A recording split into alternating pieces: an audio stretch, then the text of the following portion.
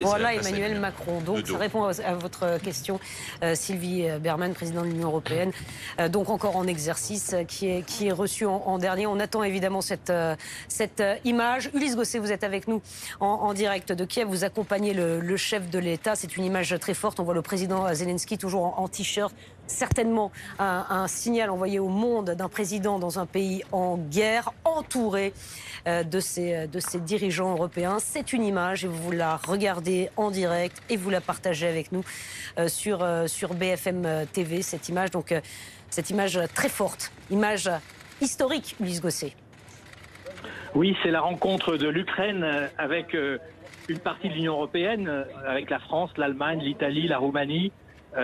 Il y a eu auparavant une rencontre avec la présidente de la Commission, Ursula von der Leyen, mais là, véritablement, c'est une image effectivement très forte, c'est une image de soutien et d'unité.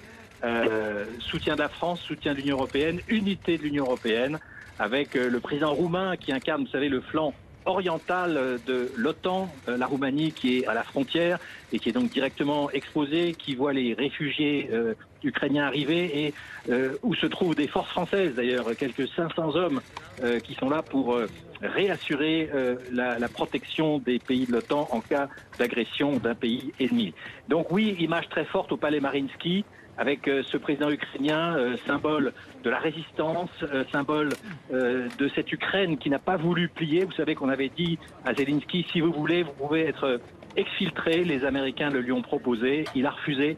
Je n'ai pas besoin d'un taxi, a-t-il dit. Je reste avec mon pays. Et le fait qu'il soit resté a changé complètement et toute l'Ukraine s'est retrouvée derrière lui, alors qu'auparavant, eh bien, il n'était pas si populaire que cela.